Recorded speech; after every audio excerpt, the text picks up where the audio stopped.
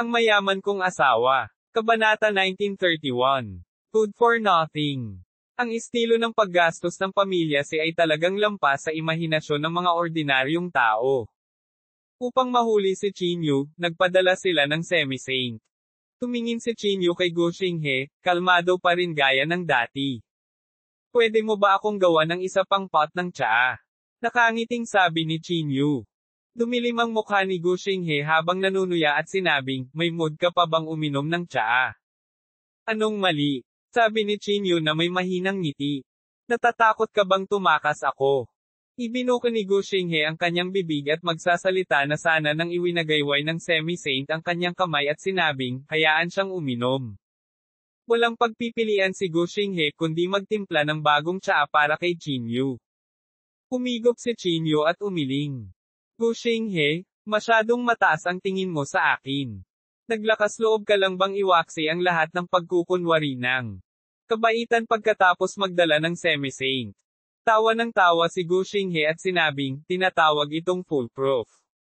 At saka, kailangan kong magkaroon ng saksi para sa sinasabi mo. Mukhang wala kang magandang posisyon sa pamilyang si, ibinuka ni Chinyu ang kanyang mga kamay at sinabi. Mukhang walang maniniwala sa iyo. Kalokohan. Galit na sabi ni Gu Xinghe. Kinusat ni Chinyu ang kanyang mga mata at malamig na sinabi, Gu Xinghe, wala ka talagang pag-unlad pagkatapos ng lahat ng mga taon na ito. Kailangang magsikap ang iyong ama na ipadala ka sa Holy Region, ngunit gumaganap ka bilang isang aso. Nililigawan mo si kamatayan. Galit na galit si Gu Xinghe. Siya ay humakbang pasulong, at ang kanyang panloob na chi ay biglang pumutok. Sa sandaling ito, ikinaway ng semi-saint ang kanyang kamay at umupo sa tapat ni Chinyu. Walang pakialam niyang sinabi, balita ko galing ka rin doon sa tinatawag na Earth. Tama iyan. Hindi sinubukang itago ni Chinyu. Magulo ka rin bang katawan? Patuloy na tanong ng semi-saint. Oo, walang pag-aalinlangan na sagot ni Chinyu. Sa pagsasalita tungkol dito, itinaas ni Chinyu ang kanyang kilay at nakangiting sinabi, bakit? Nakakaramdam ba ang banal na anak ng iyong pamilya ng pananakot? Dahil mayroon akong pangangatawan na katulad niya. Hindi ka ba natatakot na pagtawanan ng mga tagalabas kung atakihin mo ako? Ang semi-saint ay humigop ng tsaa at walang pakialam na sinabi, sa katunayan, kung ito ay pareho lamang ng pangangatawan, wala kaming dahilan para atakihin ka. Ngunit ngayon ay mayroon na kami. Pagkatapos sabihin iyon, biglang nanlamig ang mukha ng semi-saint, at pumutok ang hangarin sa pagpatay. Ang katotohanan na naglakas loob kang pag nasaan si Saintes yan ay sapat na para sa lakayin ka namin. Sa palagay ko ay hindi sasabihin ng mga tagalabas. Malamig na sabi ng semi-saint. Ito ay sadyang katawa-tawa. Tumawa si Chinyu at sinabi. Si Sishiyo lang ba ang maaaring magkagusto kay Saintes yan? Capital. Offense kapag nagustuhan ko siya. Maraming tao sa mundo ang humahanga sa kanya. Papatayin ba ng pamilya mo ang lahat ng tao sa mundong ito? Napakalakas ng kanyang mga salita kaya hindi alam ng semi-saint ng pamilyang si kung ano ang sasabihin. Si Gu Xinghe, na nakatayo sa gilid, ay nakita ito at nagmamadaling sinabi, huwag makinig sa kanyang kalokohan. Mag-ingat na huwag mahulog sa kanyang bitag. Natauhan din ng semi-saint at malamig na sinabi, iba ang paghanga sa pagkagusto. Gusto mong angkinan si Saintes yan. Sino ba ang hindi gugustuhing angkinan siya? Tanong ni Chinyu. Ngunit wala silang pagkakataon. Oh, so sinasabi mo na may chance ako. Natahimik muli ang semi-saint, hindi alam kung paano tutugon. Huwag makinig sa kanyang kalokohan. Patayin mo na lang siya. Naiinip na hinimok ni Gu Xinghe. Si Chinyu na sumulyap kay Gu Xinghe at sarkastikong sinabi, ano? Ayaw mo bang maghayganti ng personal? Hanggat mamatay ka, hindi mahalaga kung sino ang pumatay sa iyo, malamig na sabi ni Gu Xinghe. Walang anuman, tumawa si Chinyu at sinabi. Sinulyapan niya ang mga mahiwagang artifact na nakasabit sa hangin at walang pakialam na sinabi, sa katunayan, ang mga mahiwagang artifact na ito ay sapat na upang patayin ako. Bakit napakaingat mo? Isa lang akong maliit na early stage reversion void cultivator. Hinaikit ni Gu Xinghe ang kanyang mga mata at sinabing, gusto kong matiyak na mamatay ka ng sabay-sabay. Nang marinig ito, agad na tumayo. Si Qin Yu kay Gu Zonghe at sinabing, bibigyan kita ng pagkakataon ngayon. Maaari mo akong salakayin, at ipinapangako kung hindi ako lalaban. Paano? Naman. Natigilan si Gu Xinghe, tumingin siya kay Qin Yu, kumunot ang noo, at sinabing, ano ang ginagawa mo sa oras na ito? Wala, kumilos ka na lang, sabi ni Qin Yu habang naglalakad pasulong.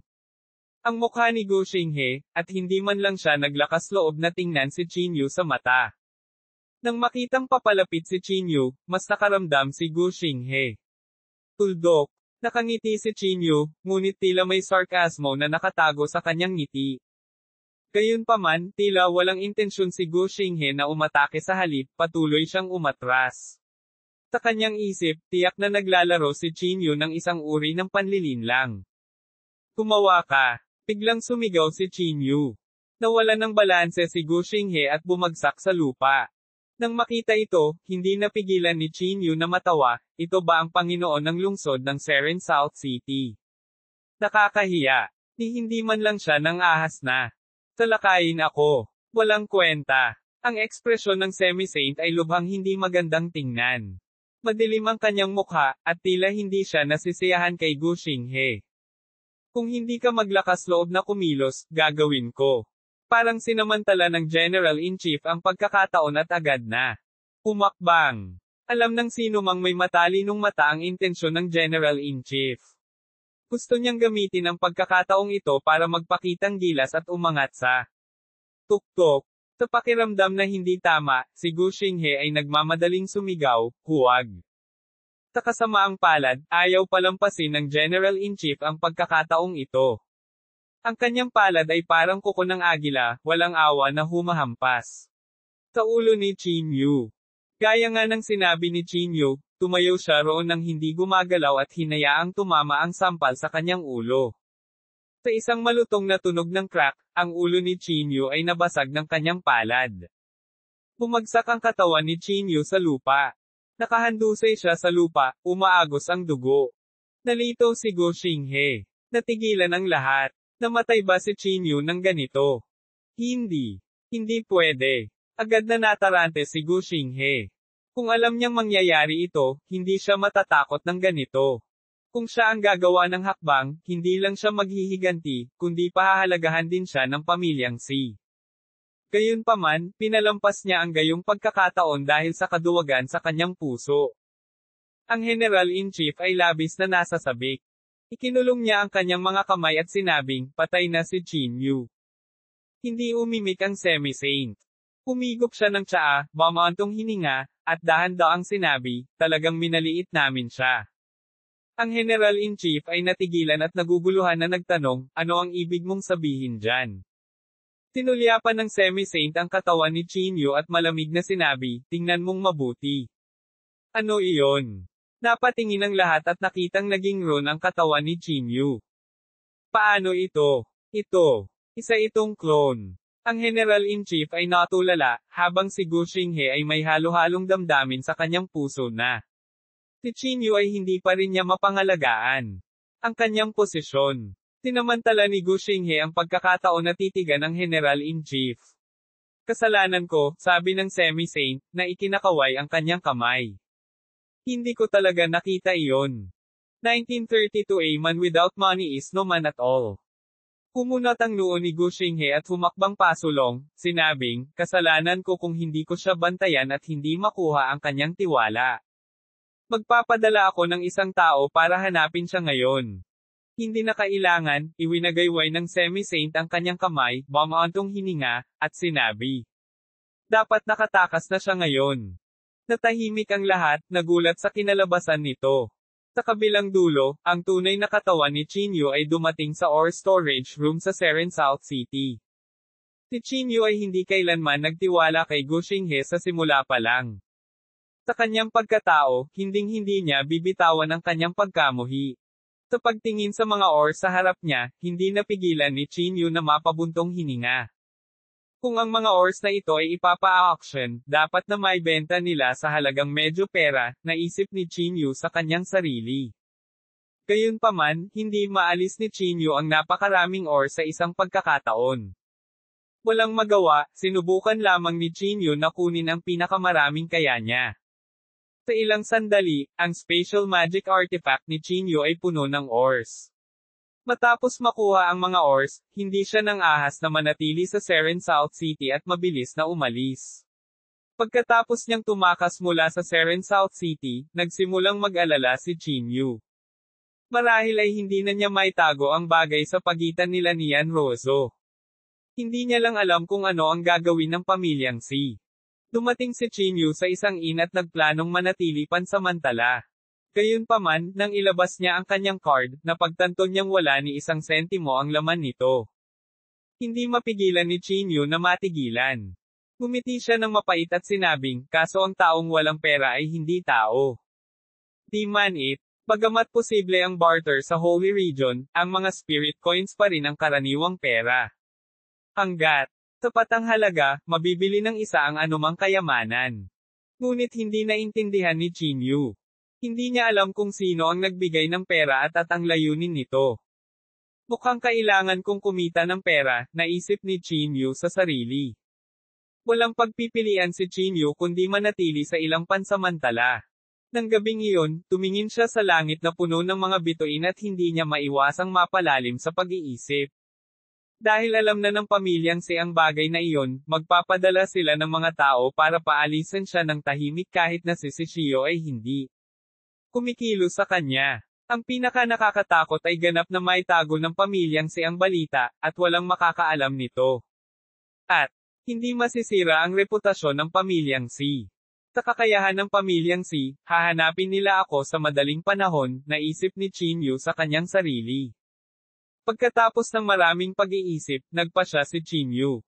Tumayo siya at sinabing, "Di man 8.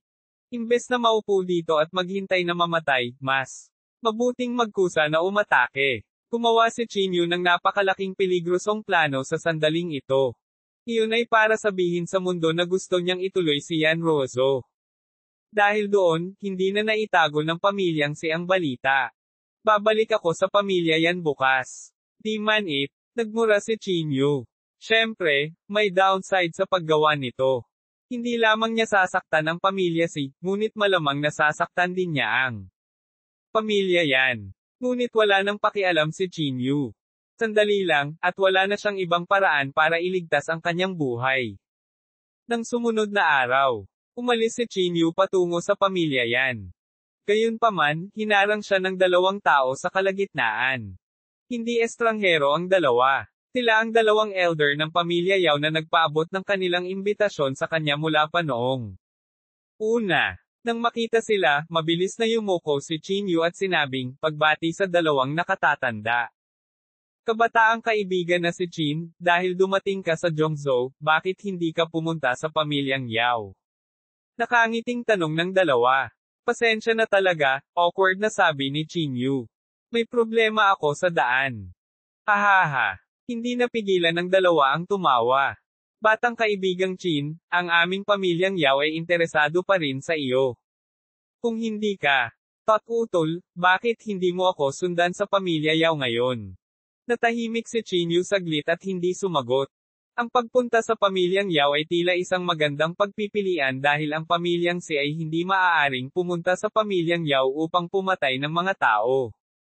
Gayunpaman, sa pag-iisip, nadama niya na ang bagay na ito ay lubhang mapanganib. Ito ay dahil si Chinyu ay walang ideya kung siya ay mahalaga o kung gaano siya kahalaga sa pamilya Yao. Kung siya ay hindi sapat na mahalaga, ang pamilya Yao ay hinding-hindi magkakaroon ng panganib na masaktan ang pamilyang si para kay Chinyu. Sa kabaligtaran, maaari nilang paboran ang pamilyang si at direktang isuko si Chinyu sa kanila. Kung nangyari iyon, walang makakatulong sa kanya. "Mga senior, kung tatanungin ko, sino ba talaga ang nag-imbite sa akin? Kayong dalawa ba?" O, pansamantalang tanong ni Chinyu. "Hindi na kailangang mag-alala tungkol dyan. Batang kaibigang si Chin," sabi ng dalawang lalaki na may mahinang ngiti.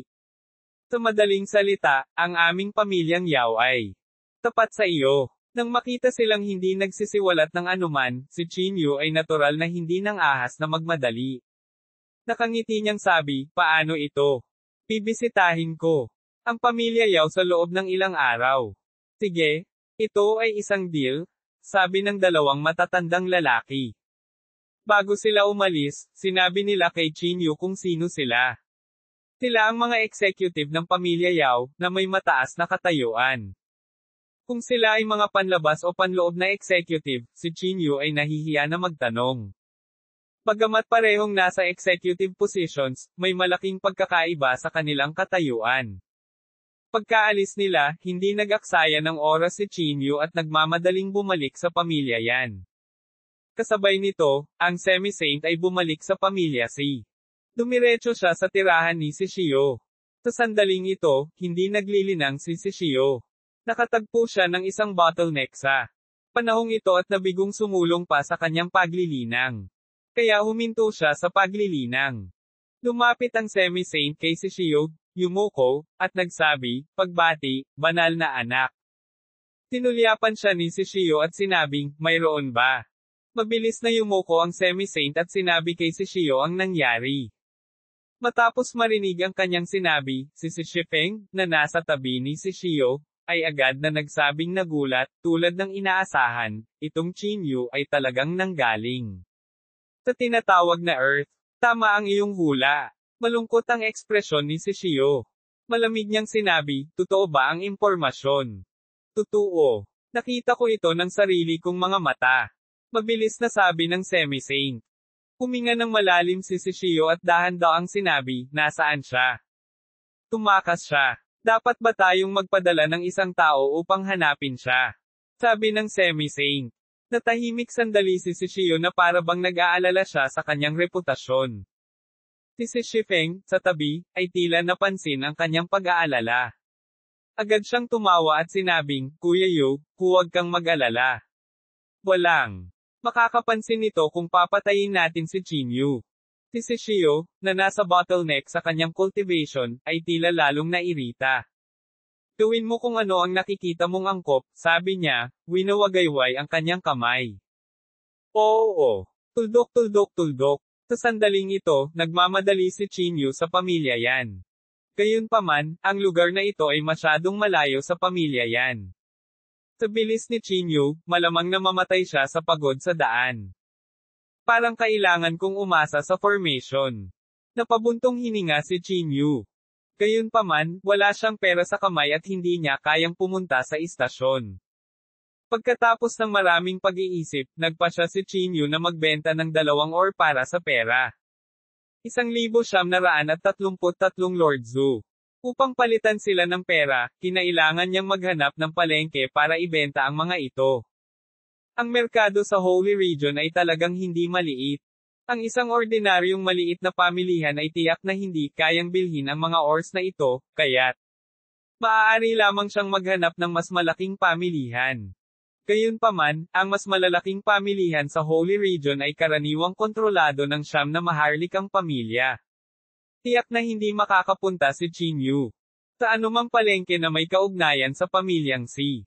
Sa kabutihang palad, ang lugar na ito ay hindi masyadong malayo sa pamilya Yao, naisip ni Chinyu sa kanyang sarili. Dahil ang mga tao ng pamilyang Yao ay kakapikite pa lang, ibig sabihin ay malapit lang ang maharlikang pamilya. Sa makatuwid, nagsimulang galugarin ni Chinyu ang mga kalapit na libreng pamilihan. Pagkatapos ng maraming pagtatanong, nalaman niyang ang pinakamalaking market dito ay sa Luminous City, na malapit ding nauugnay sa pamilya Yao. Hindi nag-aksaya ng oras si Chinyu at agad na sumugod sa Luminous City. Buti na lang at hindi kalayuan ang lugar na ito sa Luminous City. Isang araw lang ang Chinyu bago makarating sa paligid ng Luminous City. Nang dumating si Chinyu sa palengke, gabi na. Kinuha niya ang kanyang mga ores, nakakita ng isang bukas na lugar, at naupo ng naka-cross-legged. Naminggalinga si Chinyu sa paligid at nakitang makapangyarihan ang mga tao sa palengke. Lahat ay nakasuot ng hindi pangkaraniwang damit, at ang ilan ay gumawa pa ng mga pulseres mula sa mga buto ng reversion void stage cultivator. Inilagay ni Chinyu ang lahat ng hindi niya kailangan sa harap niya. Ang pinakakapansin-pansing bagay ay ang mga oars.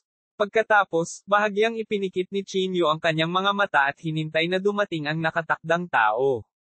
Maya-maya, may nakakita sa mga mineral ni Chinyu. Ito ay isang matandang lalaki na nakasuot ng marangal. Pinulot niya ang mga oars sa harap ni Chinyu at maingat na sinuri ang mga ito. Hinawakan niya ang mga oars sa kanyang kamay at hinagilap ng mabuti. Pagkatapos, tumingin siya kay Chinyu at nakangiting sinabi, "Kabataang kaibigan, magkano ang mga oars na ito?" Pinuksan ni Chinyu ang kanyang mga mata at mahinang sinabi, "Bigyan mo ako ng kahit anong halaga, sir. Siyempre, maaari mo ring palitan ito ng mga item." Dahil ito ang unang pagkakataong nagbenta si Chinyu ng mga bagay sa Holy Region, wala siyang ideya kung magkano ang presyo ng mga oars.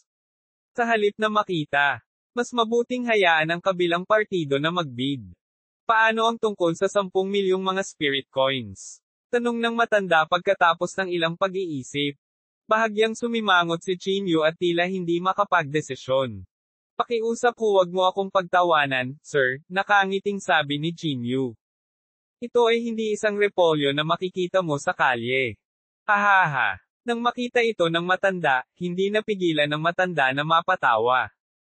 Tumingin siya sa paligid at mahinang nagtanong, "Ilan ang mayroon ka?" "Kung ang dami ay malaki, maaari nating pag-usapan ang presyo."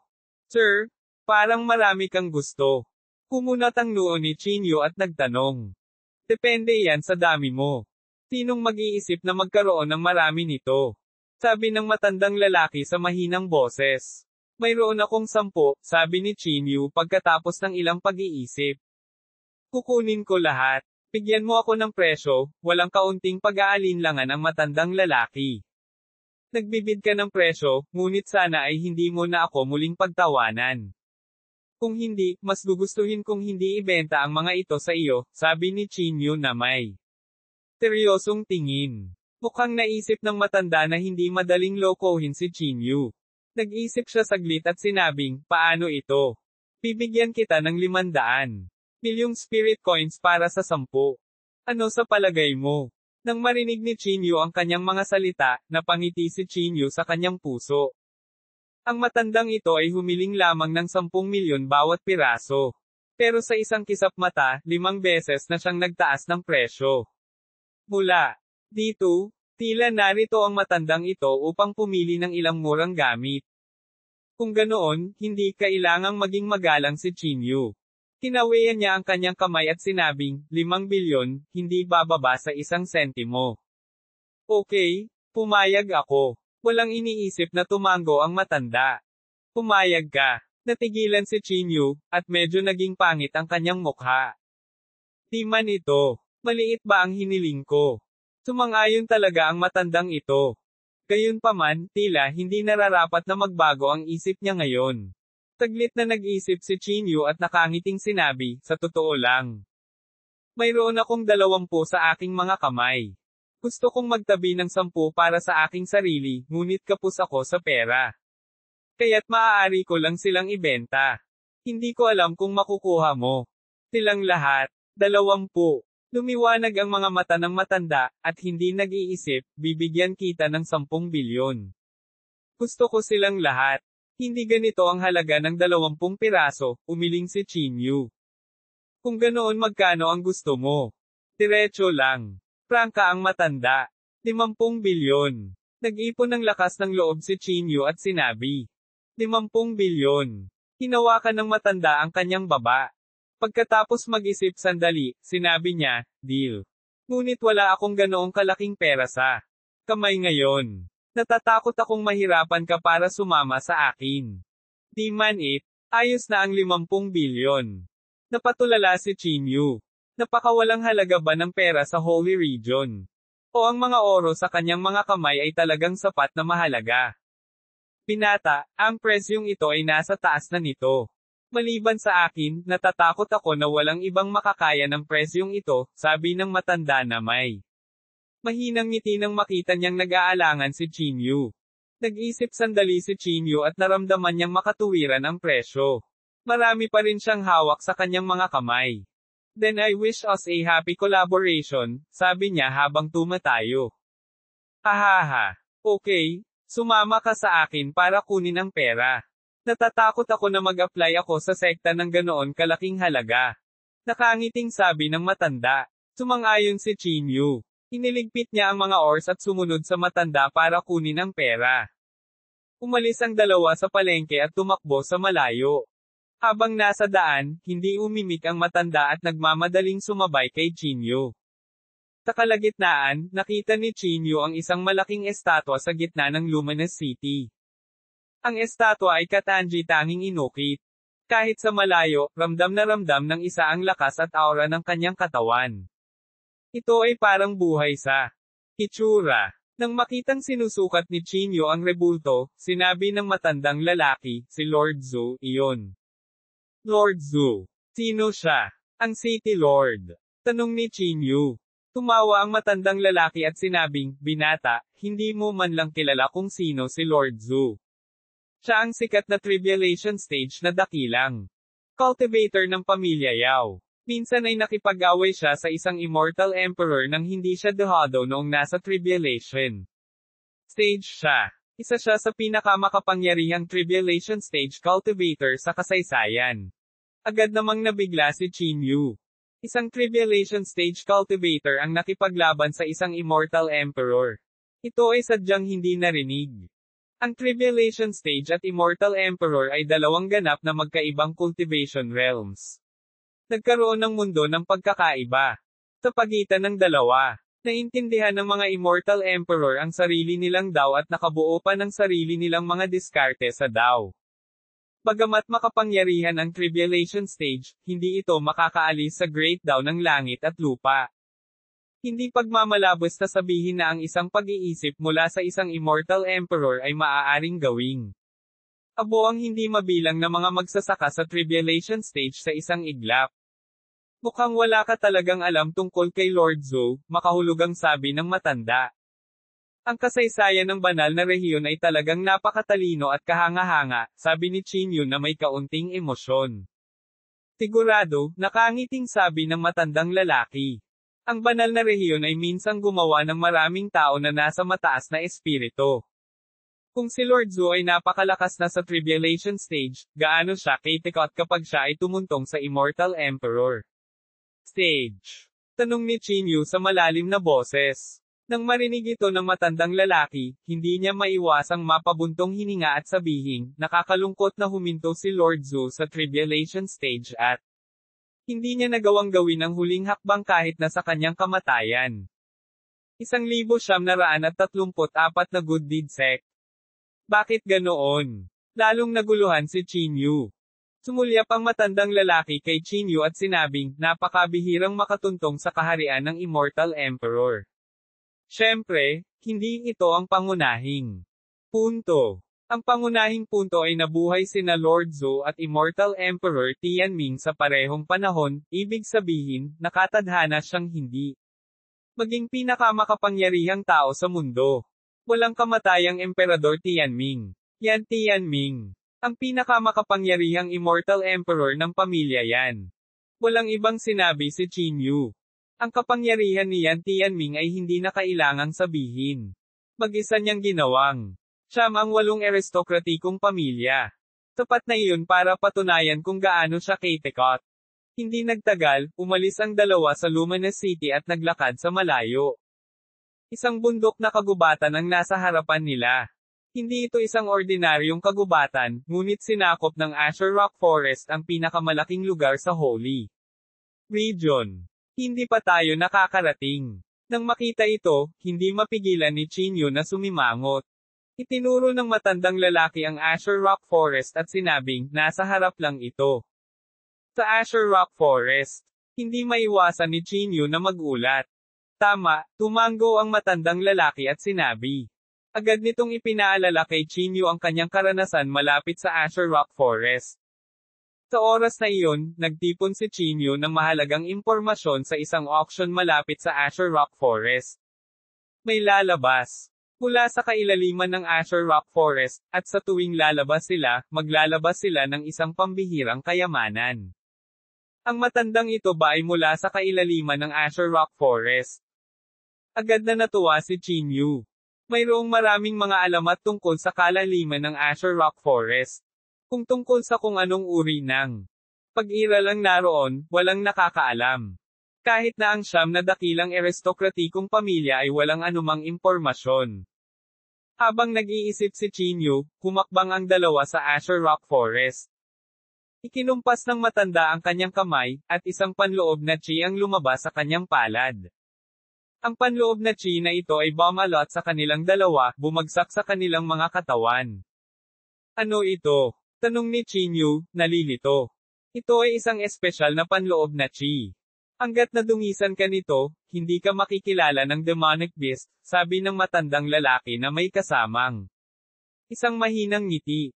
Biglang naunawaan ni Chinyu at sinabi sa mahinang boses, hindi nakakagulat na maaari kayong manatiling ligtas at maayos sa kilalang Azure Rock Forest. Dahil dito, lalo pang naghinala si Chinyu sa kanilang pagkakakilanlan. Bakit nagtatago ang mga taong ito sa kailaliman ng Azure Rock Forest at hindi lumalabas? Mga nakatagong eksperto ba sila? Habang si Chinyu ay nawawala sa kanyang pag-iisip, isang malaking bundok ang lumitaw sa harap nila.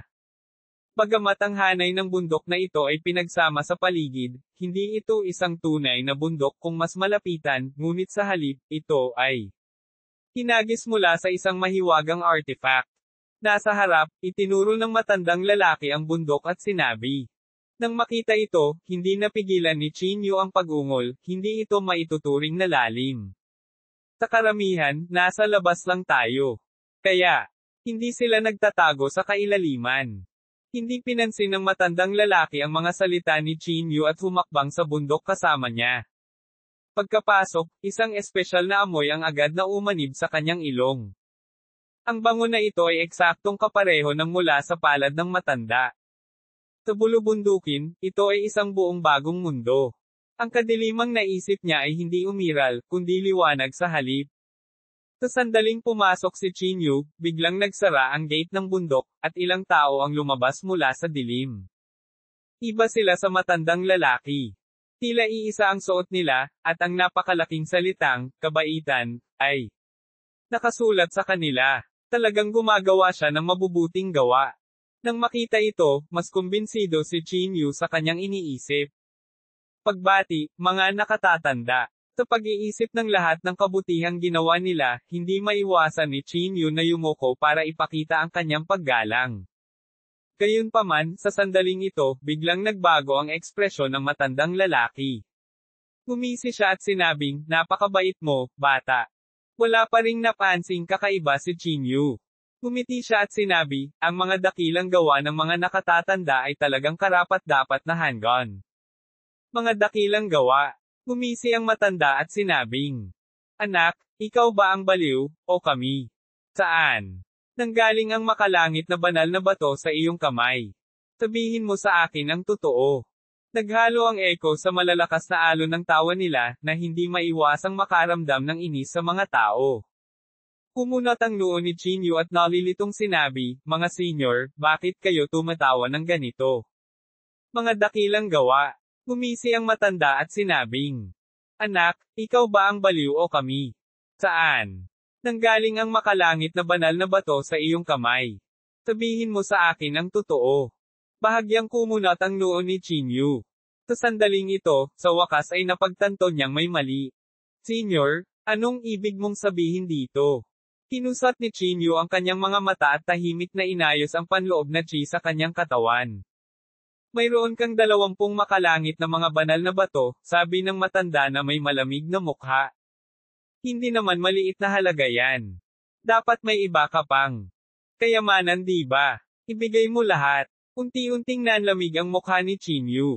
Tinulyapan niya ang karamihan at sinabing may mahinang ngiti, ilabas mo ang pera, at tiyak na ibibigay ko sa iyo ang mga bagay. Hahaha. Hindi napigilan ng matanda na tumawa, 50 billion. Ang lakas ng loob mong kunin. Lahat tayo ay magkakasama na lang. Ng ilang 10 bilyon, at gusto mo kaming alisin sa laman. Siguradong nabaliw ka na. Kapag nagnenegosyo, ang presyo ay dapat na malinaw na minarkahan. Ang isa ay handang magbayad, at ang isa ay kukuha. Dahil sa tingin mo ay hindi angkop ang presyo, aalis ako ngayon, sabi ni Chinyu.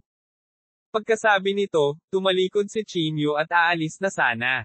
Sa sandaling ito, ikinaway ng matanda ang kanyang kamay, at ang puwang sa kanyang harapan ay agad na na-distort. Gusto mo na bang umalis ngayon? Natatakot ako na huli na ang lahat. Iwan mo na ang mga gamit, at baka isipin natin na iwan ng buo ang bangkay mo. Malamig na sabi ng matanda. Kumunat ang noo ni Chinyu. Sino ka? Kami ang sikat na good deed sect. Gusto mo bang alisin ang isang bagay na nasa kamay na natin? Nananaginip ka. Sigaw ng matanda. So, magnanakaw kayong lahat. Gumisi si Chinyu. Masasabi mo yan.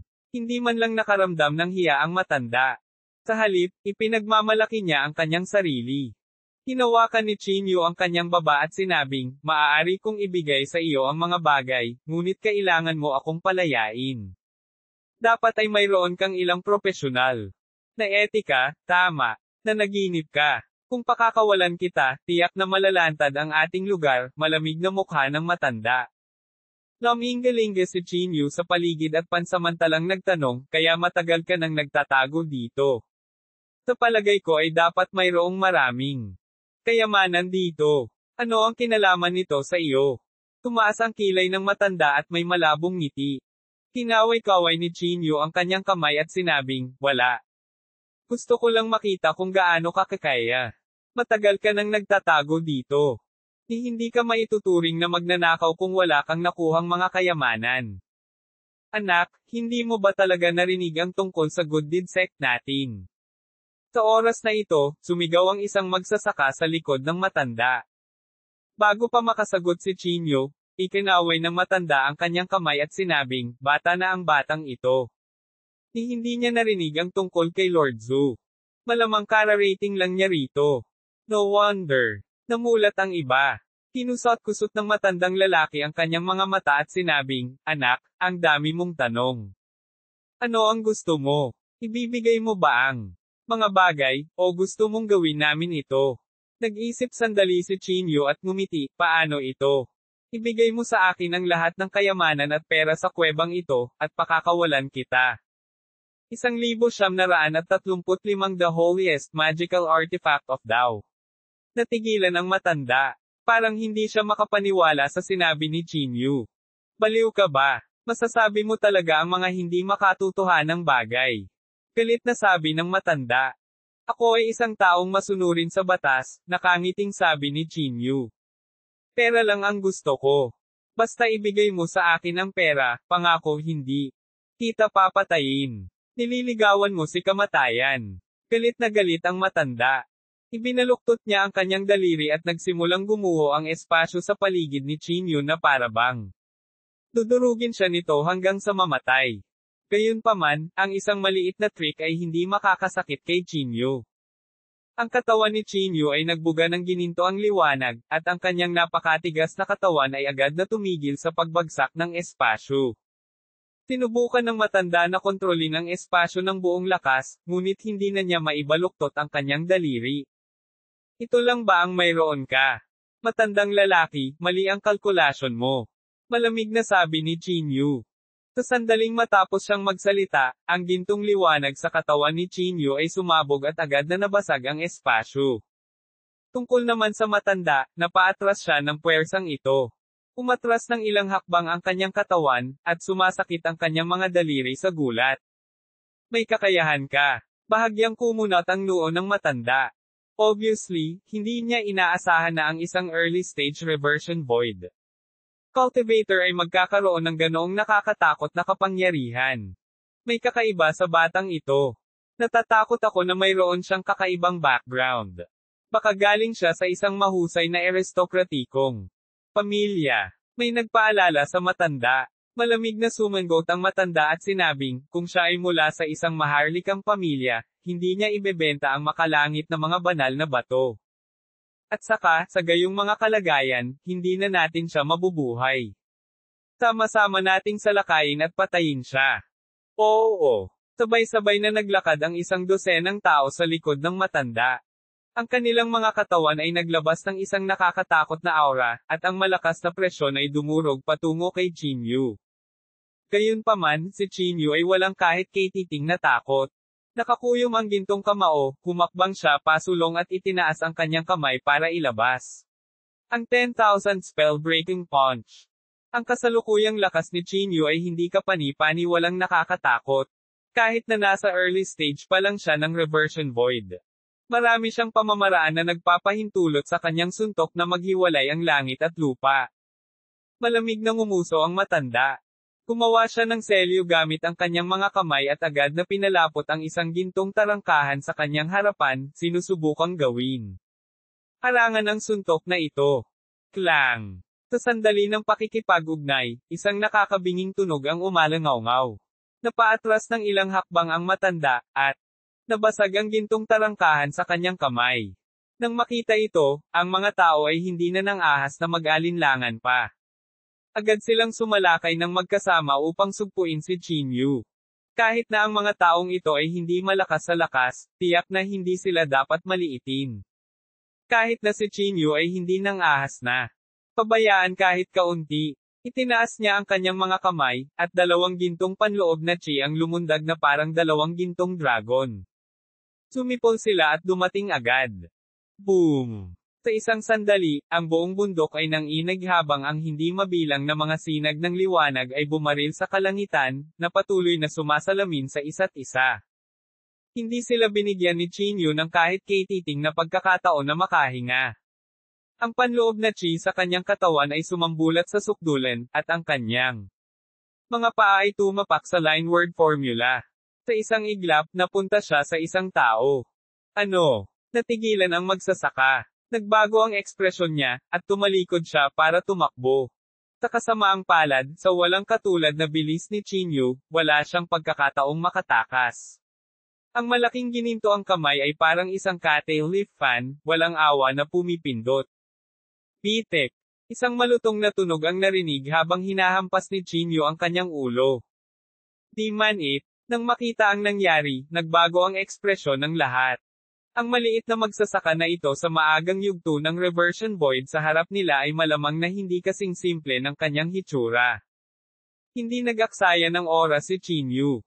Ang kanyang gintong figure ay pabalik-balik sa gitna ng karamihan. Saan man siya dumaan, nag-iwan siya ng gintong bakas. Sa kawalan, lalong mapanira ang kanyang mga kamay na bakal. Ang lahat ng mga mahiwagang artifact ay nabasag sa mga piraso.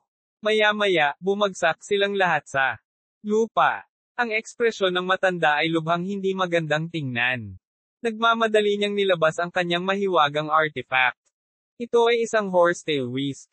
Habang umiindayog ito sa kanyang kamay, naglabas ito ng sobrang nakakatakot na liwanag. Sino ka? Kulat na sabi ng matanda.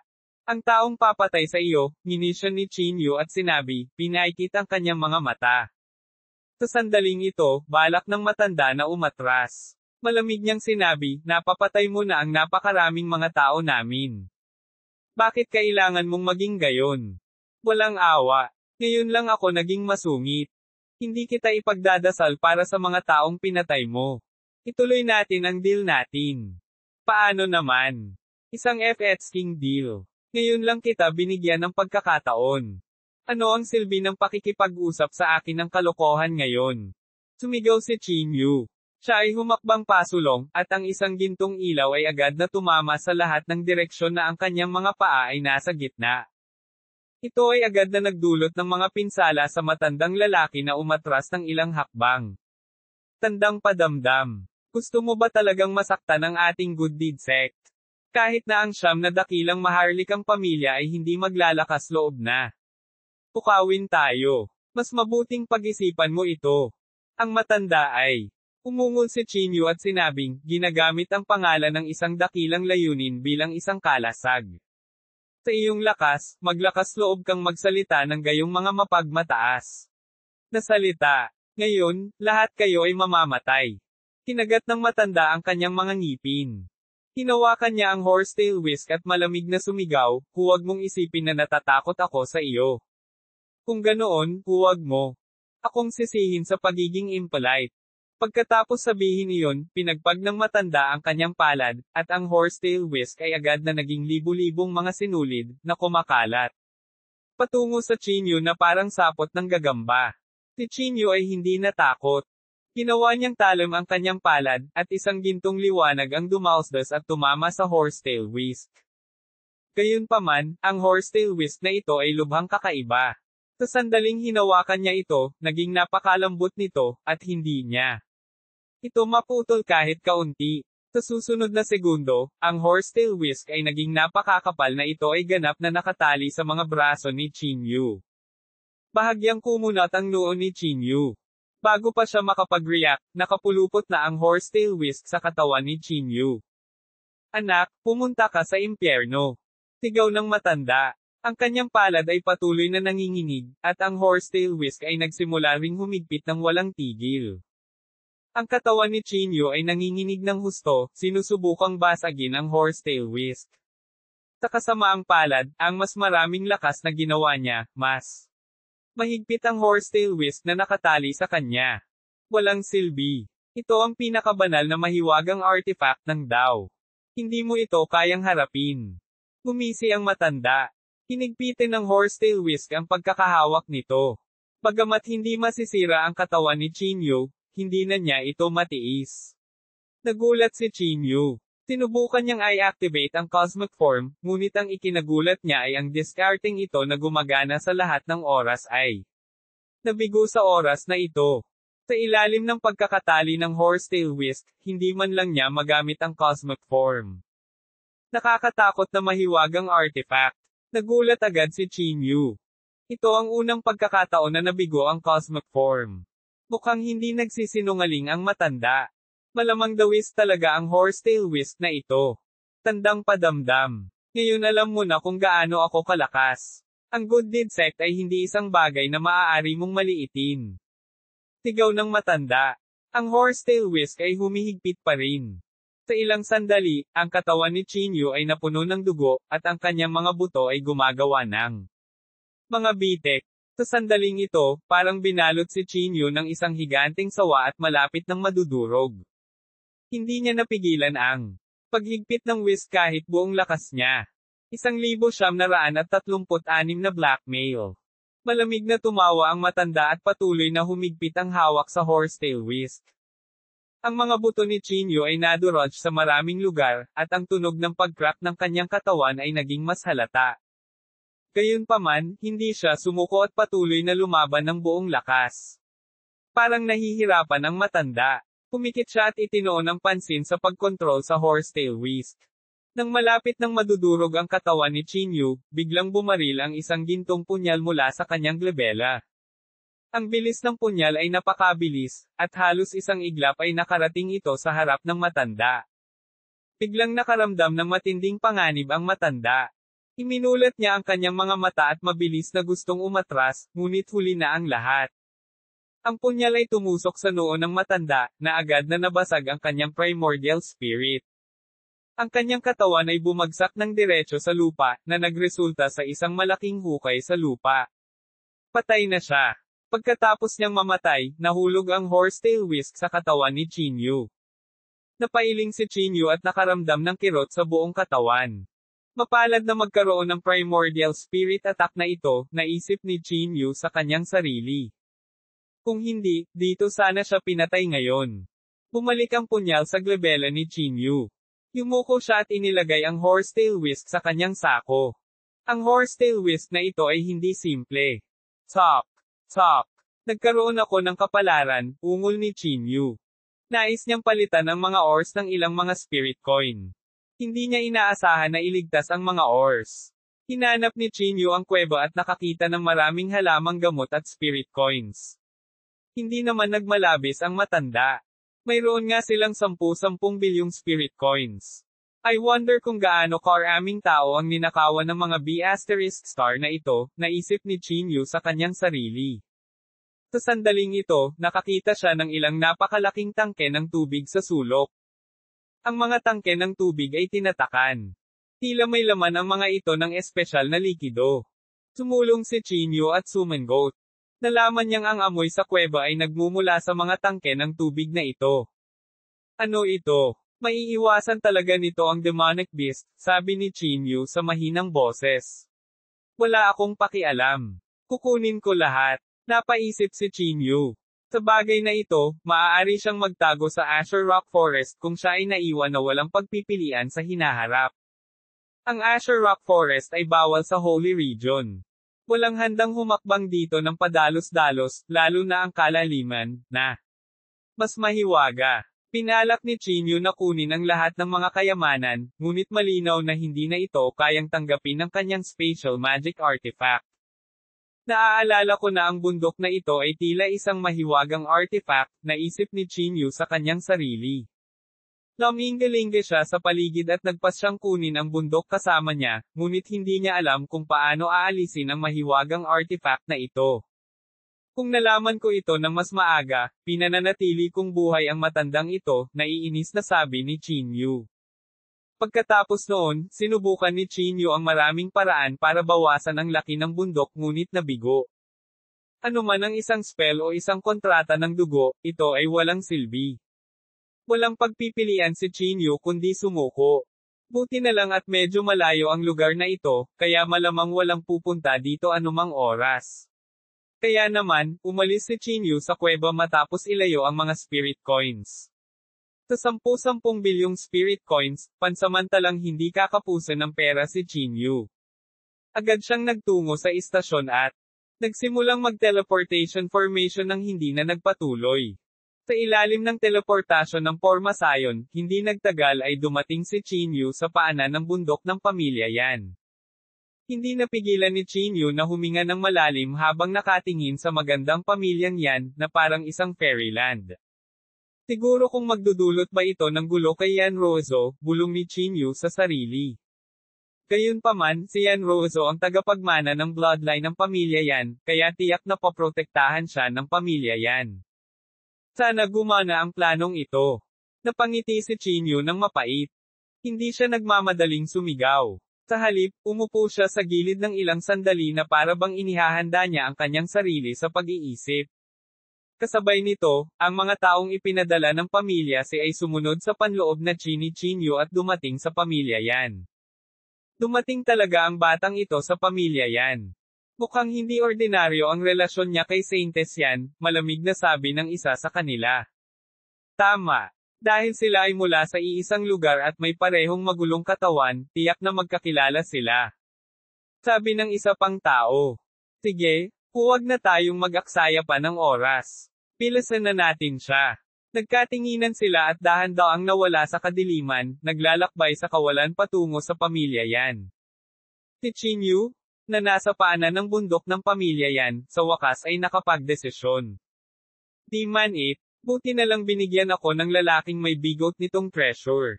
Pinitik ni Chinyu ang kanyang palad at inilabas ang loudspeaker. Kung wala ang loudspeaker, hindi magkakaroon ng epekto ang sigaw ni Chinyu. Kinuha ang loudspeaker, buong lakas na sumigaw si Chinyu, Yan Rozo, mahal kita. Siguradong papakasalan kita. Ang sigaw na ito ay agad na nabigla sa lahat sa lugar. Ang lahat ng mga tao sa paligid, na nagbabalak umakyat sa hagdan ng bato, ay lumingon kay Chinyu. Kumilos si Chinyu na parang walang tao at patuloy na sumigaw, ako si Chinyu. Yan Rozo, mahal kita. Siguradong ako ang mapapangasawa mo sa hinaharap. Nakikipaglaban ako ng patas kay si Shio. Nagulat ang lahat. Hindi sila makapaniwala sa narinig nila. Itong batang ito, baliw ba siya? Pumunta ka sa pamilya Yan para asarin ang santo.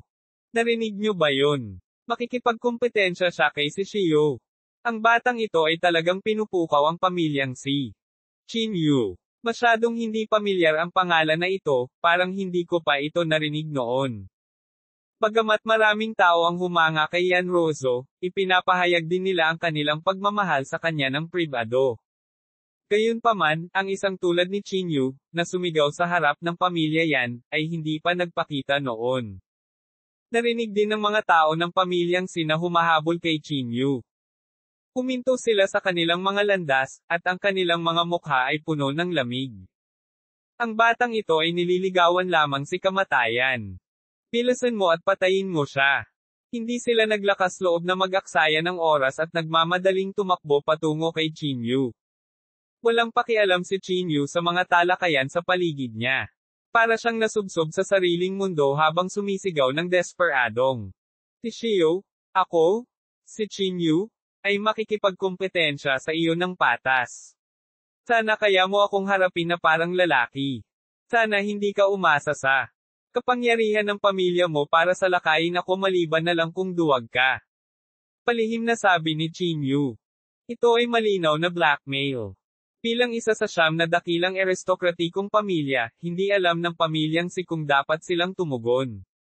Di man it, kilala ba siya ni Shishio? Simple lang siyang naghahaman ng mga tao. Tama. Madali siyang patayin ng pamilyang si gaya ng pagtapak ng langgam.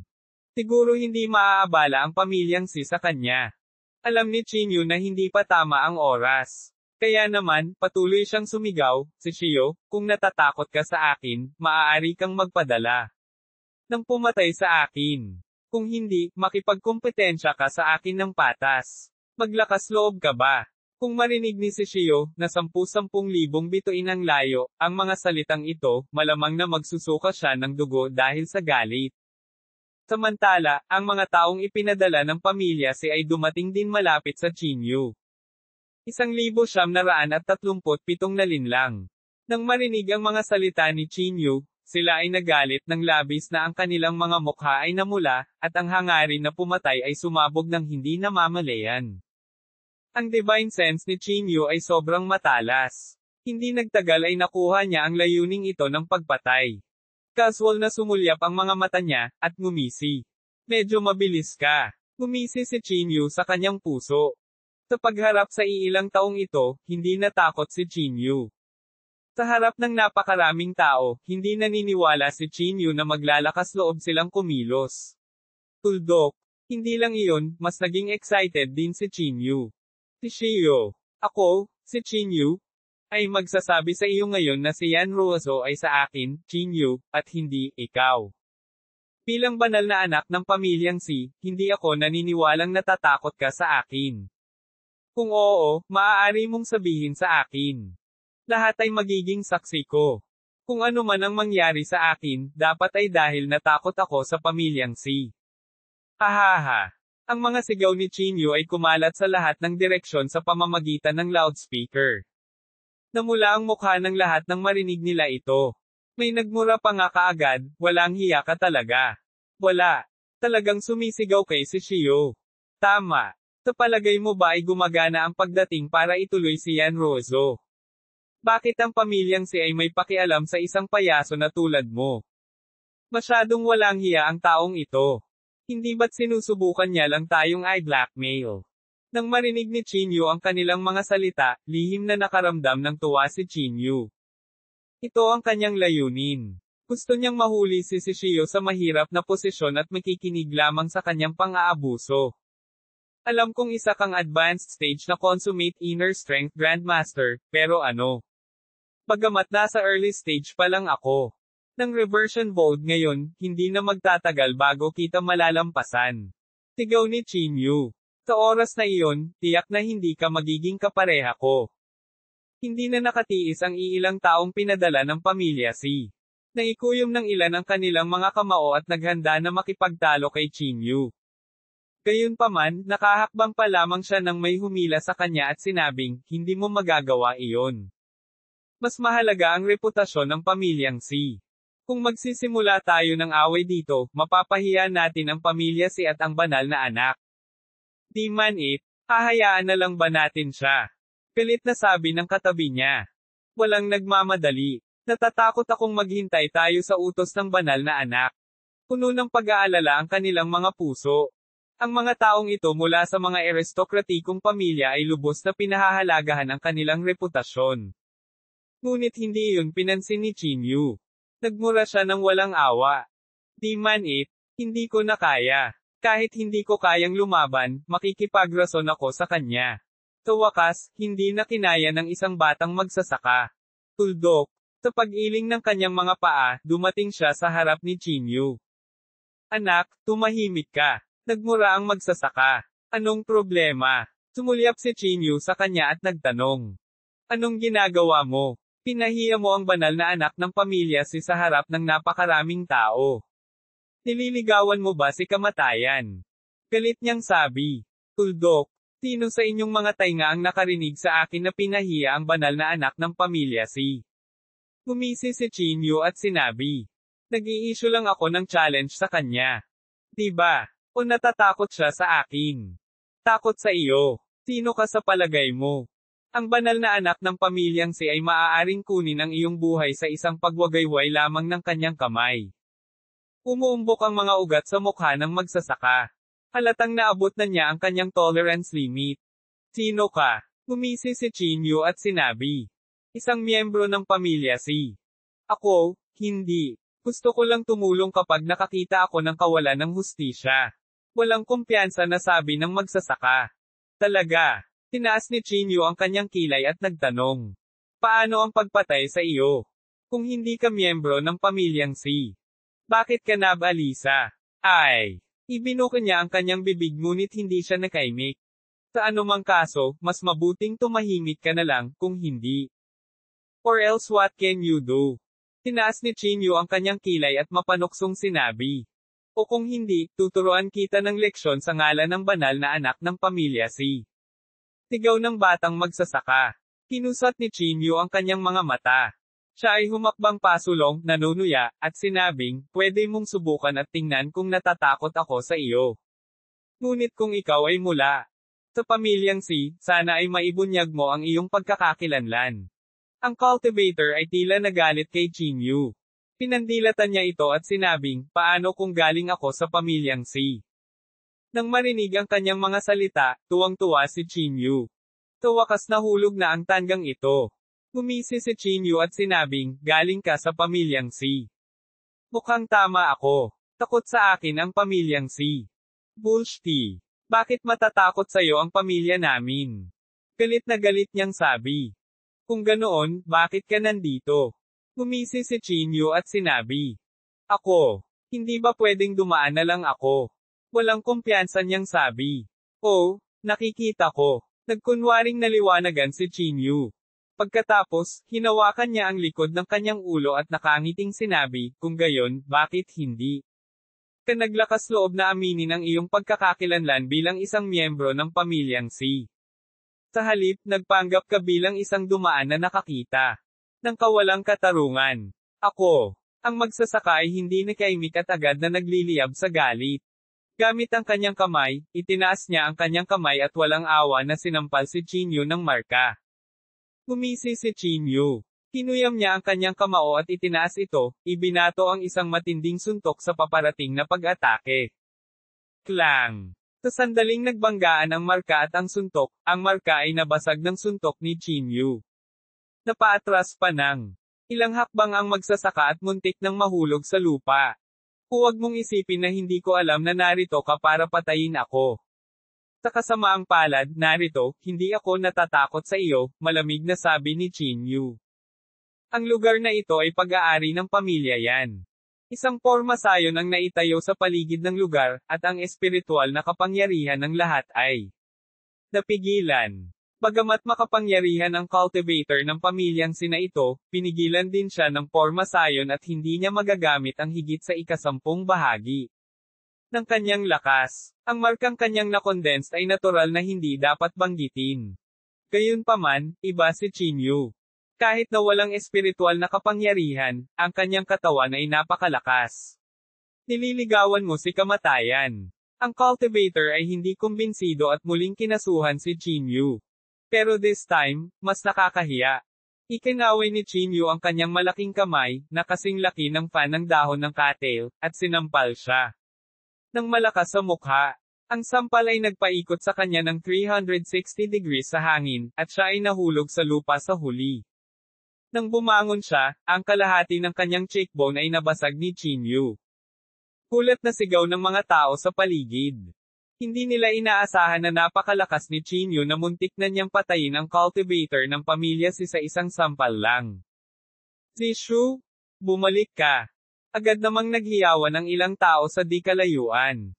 Ang cultivator na nagngangalang Zishu ay nagngangalit ang kanyang mga ngipin, itinuro si Chinyu, at sinabing, maghintay ka lang. Hindi kita bibitawan. Ngumisi si Chinyu at sinabing, hindi kita kapareha pagdating sa pakikipag-usap. Hindi mo rin ako kapareha pagdating sa pakikipag-away. Huwag mong ipahiya ang iyong sarili sa pagsasabi ng mga masasakit na salita. Sa katunayan, maaari siyang patayin ni Chinyu sa isang sampal, ngunit alam niyang magbibigay ito ng dahilan para kumilos ang pamilyang si Kong. Talagang papatayin niya ang mga tao ng pamilyang si. Mukhang may kakayahan ang batang ito. Nag-usap ang mga tao sa paligid sa mahinang boses. Tama. Akala ko noong una ay isa lang siyang walang laman na sisidlan. Hindi ko inaasahan na may kakayahan siya. Hindi nakakagulat na naglakas loob siyang hamanin ang banal na anak ng pamilyang si. 1938 The Clash of Different Views. Ang lakas ni Chinyu ay nakumbinsi ang lahat. Ang kanyang pagganap ay hindi mas mababa sa si Shio. Ang dahilan ay walang iba kundi si Chinyu ang umasa sa pormasayon at sa kanyang espesyal na pangangatawan upang magpakita ng pagganap na. Higit sa kanyang lakas, napaatras si Zishu sa gilid, at humakbang din ang pinuno. Tumingin siya kay Chinyu at walang pakialam na sinabi, ikaw si Chinyu. Mangyari po ay huwag magtanong kapag alam mo na ang sagot, sagot ni Chinyu sa hindi mapang-uyam o nakakainis na tono. Ang magsasaka ay hindi nagalit. Ngumiti siya at sinabing, alam ko ang plano mo, pero sinasabi ko sa'yo na walang kwenta. Hindi ka karapat-dapat na banggitin sa mata ng pamilyang si. Kung hindi naman dapat banggitin, bakit ka nanggaling sa malayo para habulin ako? Sabi ni Chinyu, ibinoko ang kanyang mga kamay. Ano ang iniisip mong hinahabol kita? Tanong niya bilang ganti.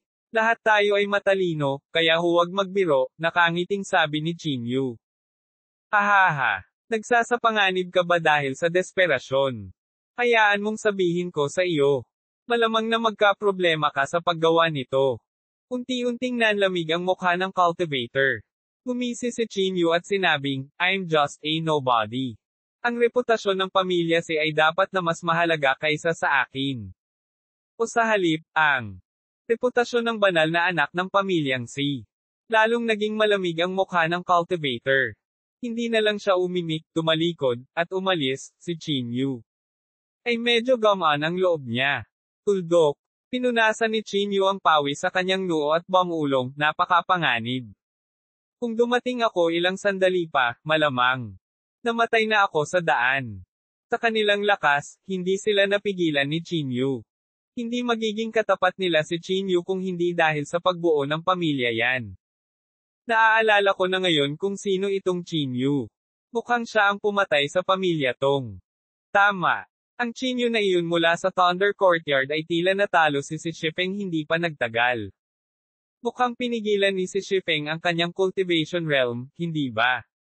Pero kahit ganoon, sapat na ang kapangyarihan niya. Nanatiling tahimik si Chinyu, ngunit iniisip niya sa kanyang sarili, mukhang sikat na ako. Kasabay nito, ang pamilya yan ay nakatingin din kay Chinyu mula sa itaas. Si Yan Ruozo, sa Mount Donghuang, ay natural na narinig ang sigaw ni Chinyu. Saglit, hindi niya maiwasang mapangiti at umiling paminsan-minsan. Sa kabilang banda, malungkot ang mukha ni Uncle Yan. Bilang personal na bodyguard ni Yan Ruozo, natural siyang napakatalino na tao. Kaya nasabi niya ang layunin ni Chinyu sa isang sulyap. Talagang binaygo ako ng batang ito, malamig na sabi ni Uncle Yan. Tinulyapan siya ni Yan Ruozo at nakangiting sinabi, na-disappoint ka. Bakit? Ganyan walang kahihiyan na pag-uugali. Ito ay simpleng walang kahihiyan. Nagalit si Uncle Yan. Gayunpaman, ngumiti si Yan Ruozo at umiling. Tumingin siya kay Tio Yan at sinabing, wala siyang makapangyarihang background. Paano niya maitatag ang kanyang sarili? Para sa kanya, maaaring ito ang pinakamahusay na paraan. Mas mabuti na ito kaysa humingi ng tulong. Ano sa palagay mo? Nagulat si Tio Yan at hindi nagsalita ng matagal. Buntong hininga. Talagang naalerto niya si Holy Lord sa paggawa nito. Maya-maya, umiling muli si Uncle Yan. Ayos lang. Walang gagawin sa akin si Holy Lord, nakangiting sabi ni Yan Ruozo. Hindi ba natatakot ang batang ito na atakihin siya ng ating pamilyang yan? Nakasimangot na sabi ni Uncle Yan. Atakihin siya. May pakinabang ba ito? Tanong ni Yan Ruozo bilang ganti. Nagulat si Tio Yan at hindi umimik. Nagpatuloy si Yan Ruozo, sa lahat ng ito, si Shishio ay palaging napakamayabang. Hindi pa banggitin sa akin, siya ay napakawalang galang. Sa banal na Panginoon. Ang hitsura ni Chinyu ay maaaring maging isang magandang bagay para sa banal na Panginoon. Totoo iyon. Hinawakan ni Uncle Yan ang kanyang baba at napagtanto ito. Tiyak, walang pakialam si Yan Ruozo. Gayunpaman, kahit na wala siyang pakialam, may ibang tao. Iyon ay si Yan Yunfan, ang dating numero 1 ng nakababatang henerasyon ng pamilya Yan. Sa sandaling ito, nakatayo siya at malamig na nakatingin kay Chinyu mula sa itaas. Nakita ni Chinyu, na nasa ibaba, na halos tapos na ang mga bagay at planong umalis. Tatalikod na sana siya at aalis, isang figure ang hamarang sa daanan ni Chinyu. Ang taong ito ay walang iba kundi si Yan Yunfan. Malamig na tinitigan ni Yan Yunfan si Chinyu, na puno ng paghamak at panghahamak ang kanyang mga mata. Yan Yunfan, anong problema? Tatayo ka ba para kay Shishio? Ngumiti si Chinyu at sinabi. Hindi ako kailanman nanindigan para sa sinuman, malamig na sabi ni Yan Yunfan. Kung gayon ano ang gusto mo? Tanong ni Chinyu na nagtataka. Bakit mo ako hiniharangan? Gusto mo ba akong maabutin? Catch up. Hindi nga kita kilala. Ano bang pwedeng abutin? Ngumisi si Yan Yunfan at sinabi. Pagkatapos ay mabilis na umalis sa harapan ko, ngumisi si Chinyu at sinabi. Huwag magdulot ng pagkaantala sa aking trabaho.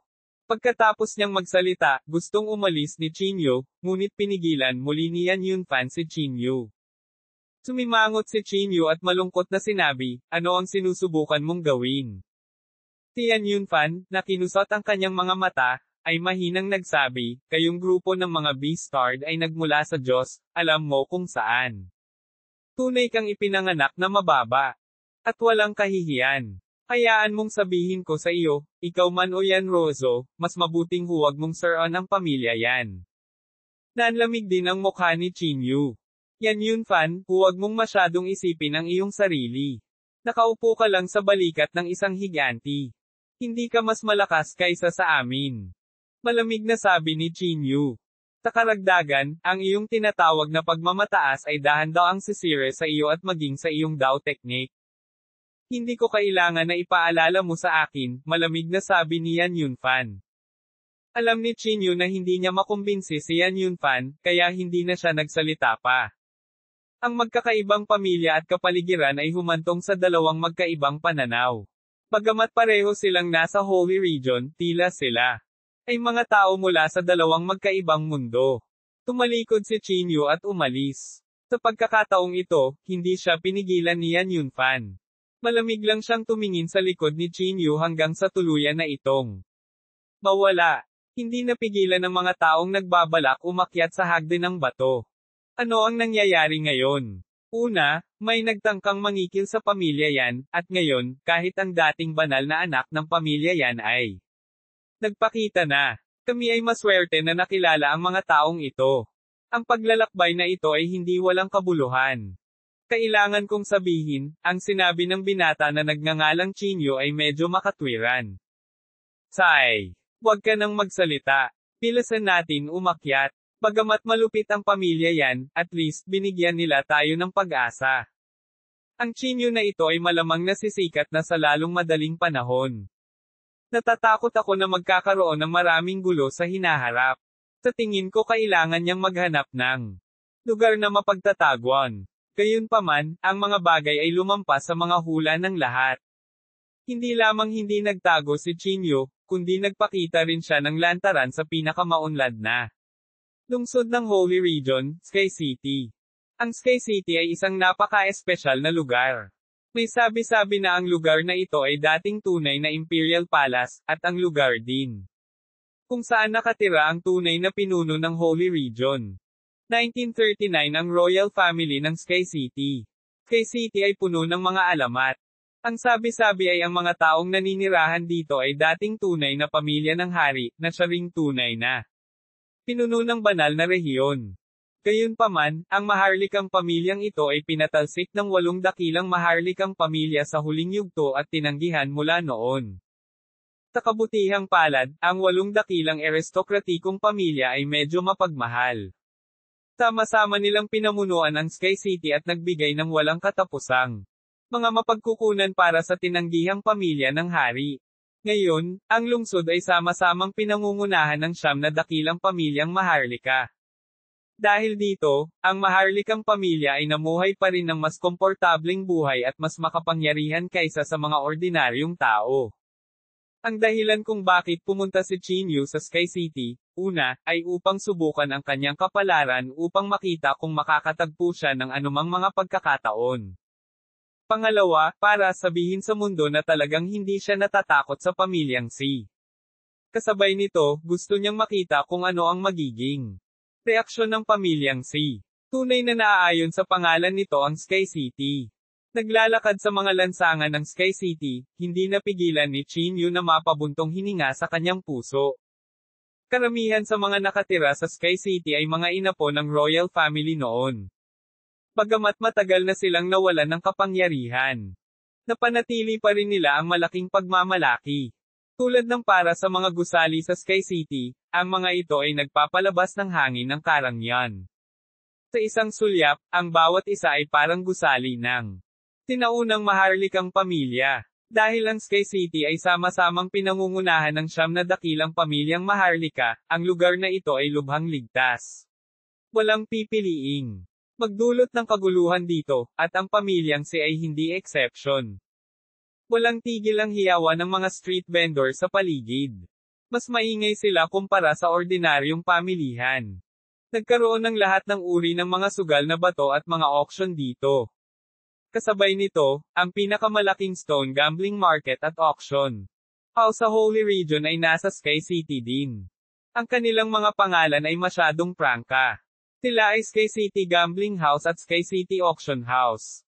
Hindi tulad ng mga ordinaryong gambling house, ang mga gambling house dito ay hindi dumaan sa pandaraya. Dahil ang mga kayamanan ay nahukay mula sa maraming natural na ores, ang Sky City Gambling House ay puno ng mga tao. Siyempre, karamihan sa mga taong pumunta sa Sky City para maghanap ng mga pagkakataon ay mga tanga tulad ni Qin Yu. Mayroon silang kaunting kakayahan. Ngunit malayo pa rin sa pinakamataas. Ang mga nasa tuktok ay malamang na kailangang maglakbay ng higit sa kalahati ng banal na rehiyon kung nais nilang maghanap ng mga pagkakataon. Pumunta muna tayo sa gambling house, naisip ni Qin Yu sa sarili. Nagmamadali siyang pumunta sa Sky City Gambling House na puno ng mga tao at walang matuluyan. Pinilang ni Qin Yu ang pera sa kanyang mga kamay. Dahil marami pa siyang pera, maaari siyang pumili ng maraming natural ores. Isang kayamanan ang lumabas. Ito ay 1,000 taong gulang na divine medicine.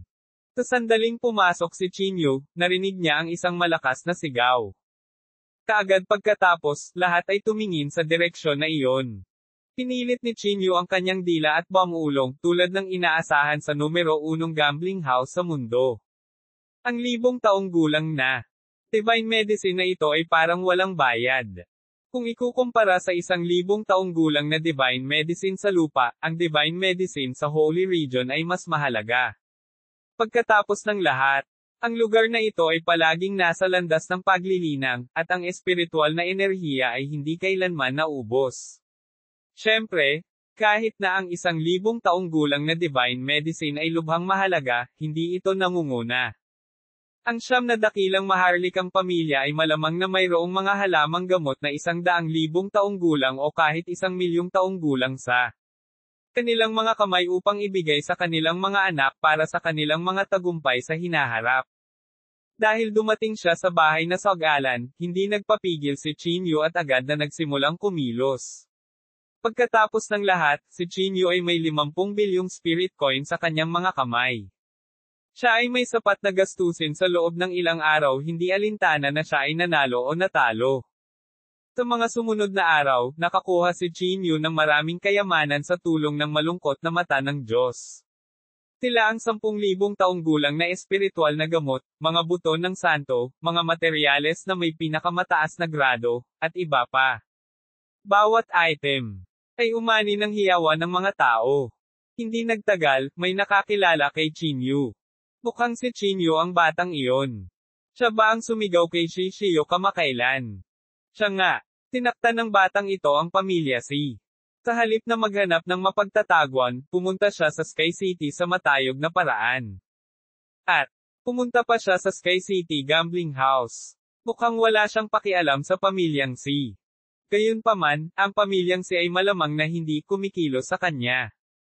Hindi ba iyon makakababa sa kanilang katayuan?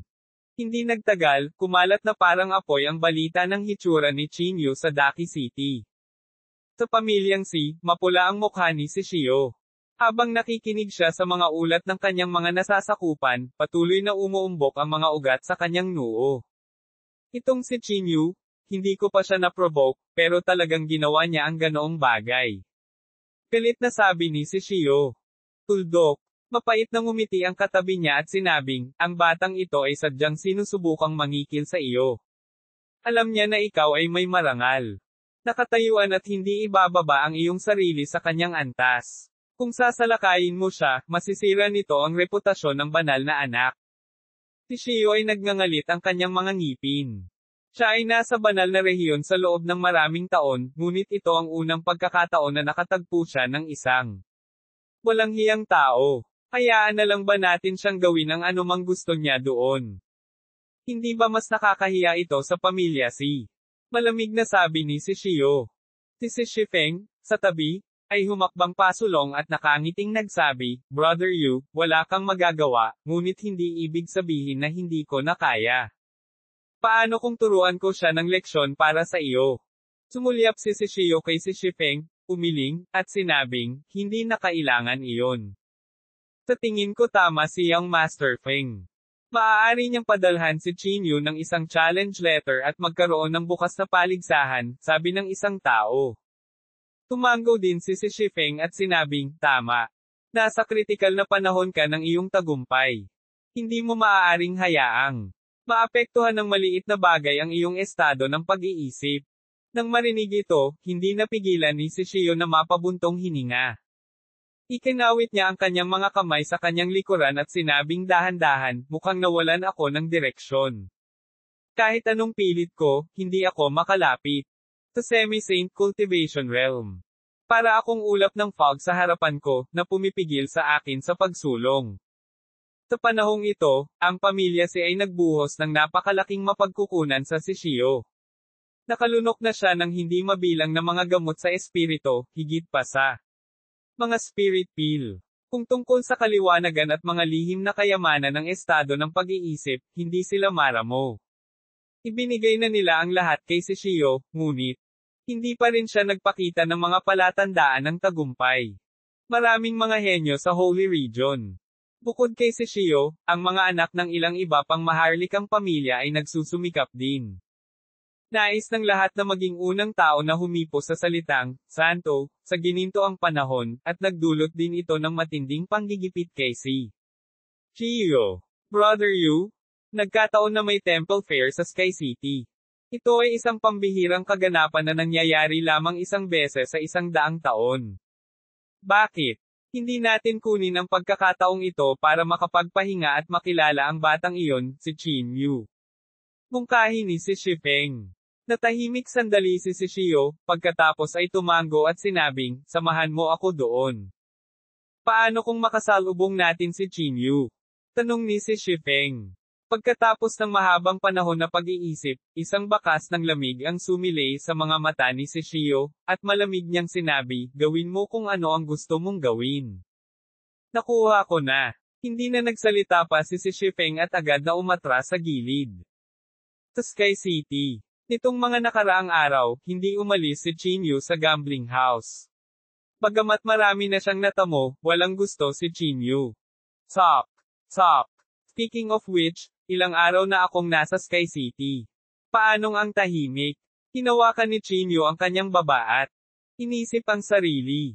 Tinaktan ni Chinyu ang pamilya Si, na nangangahulugang nasaktan niya ang hindi mabilang na tao. Hindi mabilang na mga tao ang gustong makatanggap ng pabor sa pamilyang Si at gamitin ang pagkakataong ito para mamukod tangi. 1,940 patnubay mula sa dalubhasa o pag-unawa sa Dao. Ngunit ngayon, tila napakatahimik ng lahat, at walang nagbigay ng labis na atensyon kay Chinyu. Matapos manatili sa bahay na sagalan ng ilang araw, gumaan ang loob ni Chinyu nang makitang walang dumating para lumikha ng gulo. Umalis siya sa bahay na pasugulan at nagplanong humanap ng lugar na mapapanday ng Saint Weapon kasama ang mga materyales na mayroon siya. Kaya naman, nakahanap si Chinyu ng tea house at nagplanong mag-imbestiga para sa impormasyon. Pagkaupo niya, may sumalubong sa kanya, "Ikaw ba ang Chinyu na iyon?" "Tama. Ako si Chinyu," paulit-ulit na tumango si Chinyu at sinabi.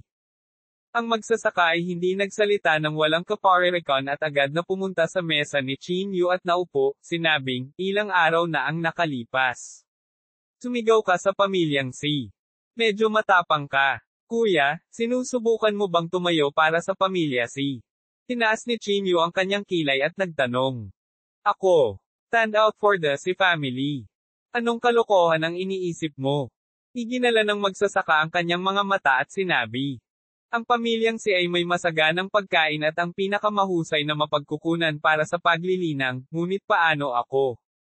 Dumaan ako sa isang mahirap na panahon, nabubuhay ng miserable araw-araw, at umasa sa kaunting espiritual na enerhiya upang linangin bago makarating sa kung nasaan ako ngayon. Maninindigan ba ako para sa kanila? May sakit ba ako, o may sakit ka?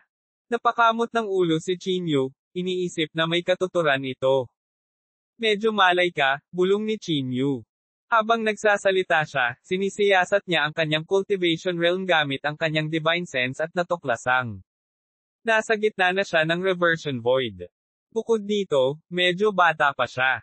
Mukhang hindi naman talaga masama ang estado ng pag-iisip ng batang ito. No wonder meron siyang ganitong cultivation. Saglit na nag-isip si Chinyu at nagtanong, "Brother, mayroon kang ganoong mga iniisip ay nangangahulugan na mayroon kang sariling independenteng pag-iisip at kamalayan, ngunit ang iba ay hindi pareho." Ginamit ito ng maraming tao bilang pambuelo at pagkakataong makapasok sa pamilyang Si. Gayunpaman, bakit walang nakagawa sa akin sa nakalipas na mga araw?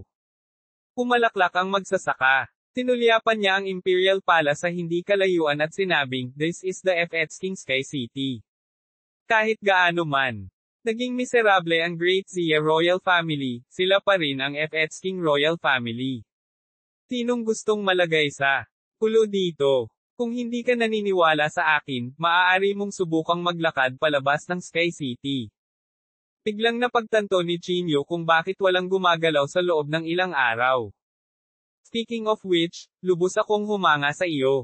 Matapang ka para ituloy ang gusto mo. May damdaming sabi ng magsasaka. To be honest, I also F.X. like Yan Rozo, but I don't have the guts like your guts to do so, nakangiti niyang sabi. Pinandilatan siya ni Chinyu at sinabing, "Bawal kang magkagusto kay Yan Rozo. Akin si Yan Rozo. Naiintindihan mo ba?" Nang marinig ito ng magsasaka, agad siyang natawa. Kinawian niya ang kanyang kamay at sinabing, "Kaibigan ko, hindi mo kailangang kabahan. I F.X. like many people. Gusto ko lahat ng babae sa mundo, pero wala akong gusto sa kanila." Ang sinabi niya ay may malalim na kahulugan, at medyo curious si Chinyu sa mga magkasalungat na pahayag na ito. "Bakit mo naman nasabi?" tanong ni Chinyu. Ang lalaking ito ay humigop ng tsaa at sinabing, "Ano ang ibig mong sabihin na gusto mo o hindi? Mga kagandahan lang sila. Gusto ko sila dahil sa aking pagnanasa, hindi sa aking pagkatao." Hindi mapigilan ni Chinyu na bigyan ng thumbs up ang cultivator at sinabing, "Talagang mataas ang cultivation realm ni Kuya. Ganon ganyan lang. Sa totoo lang, natutunan ko ito mula sa iba. Tingnan mo ako. Ano ang maaari kong maunawaan?" Pagmamalaking sabi ng magsasaka. Masasabi rin ni Chinyu na ang batang ito ay isang nakakatawang tao.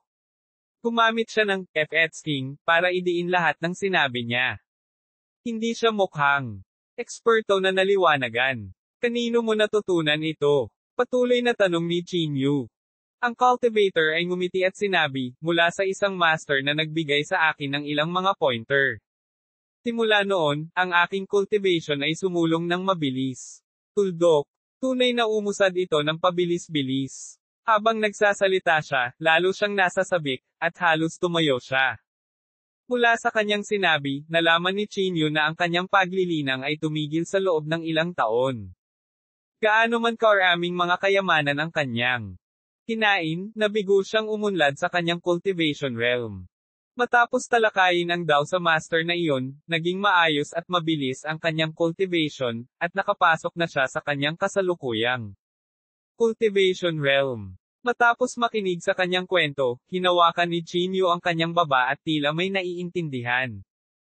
Nasaan ang ekspertong iyon? Tanong ni Chinyu. Hindi ko alam, sagot ng magsasaka. Sabi ko nagkataon lang na nakilala ko siya. Hindi ko nga alam ang pangalan niya. Gusto ko sana siyang sundan, pero sabi niya hindi ako sapat na talento. Naabot na ang limitasyon ko para intindihin ang dalawang ito.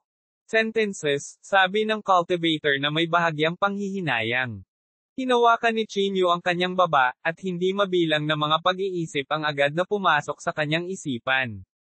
Mali kaya ang landas na kanyang tinatahak. Mukhang hindi na nagkukulang si Chinyu ng anumang mapagkukunan ngayon. Ang dugo ng dragon sa kanyang mga kamay ay sapat na para sa kanyang paglilinang. Gayunpaman, kahit gaano pa niya kainin, ang kanyang lakas ay nagsabi na, kahit na hindi ka nagtagumpay sa lahat, hindi ka nagtagumpay sa lahat, maging walang talo. Ang paglilinang ay hindi tungkol sa haba ng panahon. Lahat ay nagkakamali. Nagpatuloy ang magsasaka. Na lumiwanag ang mga mata ni Chinyu, at tila mas malinis ang ulo niya ngayon. May temple fair sa loob ng ilang araw, alam mo ba? Nasa Sky City lang. Dapat kang dumalo. Magkakaroon ng Dao lecture doon, at isa itong Dao technique ng Great Xia Royal Family. Sabi ng cultivator. Ma'am, sagot ni Chinyu nang tatayo na sana siya para magpasalamat, nalaman niyang nawala na ang King cultivator. Tuldok. Natigilan si Chinyu at nagmamadaling tumayo at tumingin sa paligid, ngunit hindi niya mahanap si Chinyu nang mabilis na hanapin ang cultivator na may divine sense ngunit nabigo. Ito. Kakaiba. Lalong humigpit ang pagkunot ng noo ni Chinyu. Tumingin siya sa katabi niya sa mesa at sinabing, kaibigan, nasaan ang kausap ko kanina? May tao ba dito? Hindi ka ba umimik sa sarili mo? Ungol ng magsasaka. Kanina ka pa nagbubulungan na parang baliw, ungol niya. At akala ko nakabangga ako ng tanga. Naging pangit ang ekspresyon ni Chinyu. Hindi nag-e-exist ang King cultivator na yon. Paano kaya ito? Tapos sino yung kausap niya? Hindi kaya siya mismo ang nakakaintindi kay Dao. Ang King cultivator ay isa ring ilusyon. Imposible. Iyon ay ganap na imposible. Sinabi ng King cultivator na gusto niyang dumalo si Chinyu sa temple fair sa Sky City, at wala. Talagang alam si Chinyu tungkol dito. Hindi niya maaaring sabihin ang isang bagay na hindi niya alam. Baka may eksperto dito. Tumayo ng tuwid si Chinyu, puno ng pagdududa ang kanyang puso. Sino ang ekspertong ito kung narito ang isang eksperto upang bigyan siya ng mga payo? Bakit niya siya tutulungan? Upang magawa ang kanyang sarili na hindi matukoy o kahit na hindi nakikita ng mga tao, gaano ba kitikot ang kanyang paglilinang? Maaari ba akong magtanong? May temple fair ba sa Sky City? Sinubukan ni Chinyu na tanungin ang katabi niya. Siyempre, hindi mo ba nakitang parami ng parami ang mga taong pumupunta sa Sky City sa mga araw na ito? Nandito silang lahat para sa temple fair. Sabi ng cultivator.